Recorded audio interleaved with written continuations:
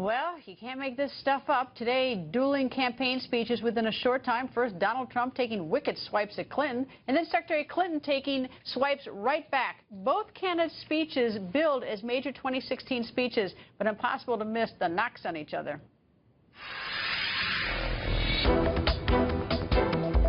He'd rig the economy for Wall Street again. Well, that will not happen on my watch. I can guarantee you. They totally own her, and that will never, ever change. Trump would take us back to where we were before the crisis. Hillary Clinton has perfected the politics of personal profit and even theft. We will make sure Wall Street corporations and the super rich contribute their fair share. She made $21.6 million giving speeches to Wall Street banks and other special interests, secret speeches that she does not want to reveal under any circumstances to the public. I wonder why. Economic advisor to Secretary Hillary Clinton, Austan Goolsbee, goes on the record. Nice to see you, Austan. Yeah, great to see you again, Greta. Okay, Austan, tell me why I should not care that Secretary Clinton doesn't release those transcripts from those speeches to all those big banks, and why doesn't she release them? Well, we got two things. I mean, the first thing I'd say, though, was I wish they've had the reshuffling at the Trump campaign. The first version of Trump was much more interesting. You know, in the primary, he's accusing Ted Cruz's father of having plotted the assassination of JFK. He said Ben Carson was like a child molester. Now, the speech today, Donald Trump was just kind of rehashing a bunch of Benghazi and okay. older stuff. Assume that Why I'm wouldn't you be nervous? Okay. I would say two things.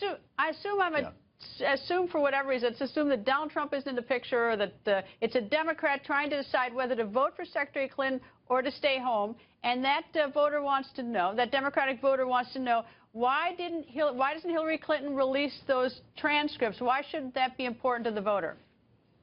Well, I would say for two reasons.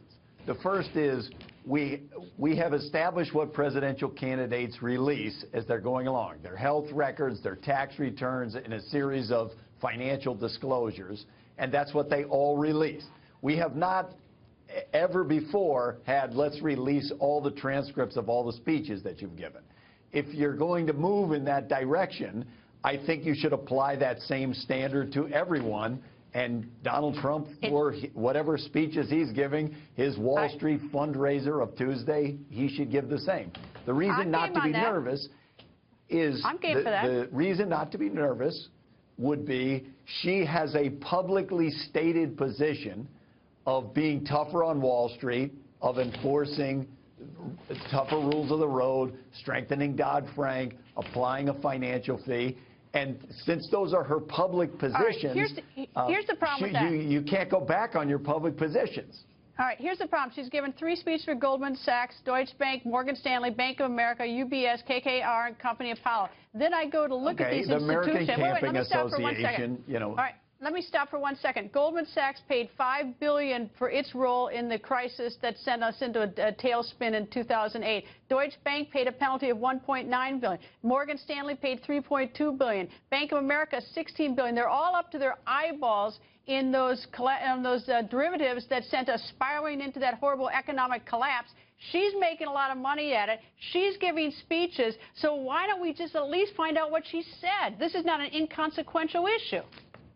Well, as I said, my understanding is that she gave a lot of speeches, including to the Camping Association and religious groups and universities and banks and companies. I'm talking about the banks that took us down, though.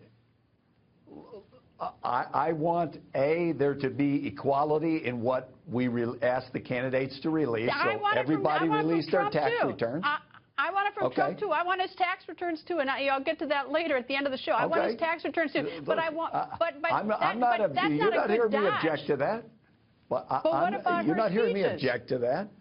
My objection and my defense of what's happening here is she has a public position that she wants to be tougher on Wall Street. So I find it weird Austin, to make the accusation that. You know, it's reasonable to be suspicious because she made an awful lot of money from these banks. They're up to their eyeballs in the collapse, and all we want is to find out what she said to them. Why is she willing to tell them but not tell us? Well, I think that what she has said is that they ought to be treated equally, that she shouldn't be held to a different standard than other candidates. And so I think that that's perfectly reasonable. All right, Austin, I got to have you come back because we got to talk more about this, but I got a hard break coming up. So, Austin, thanks for joining us. You bet.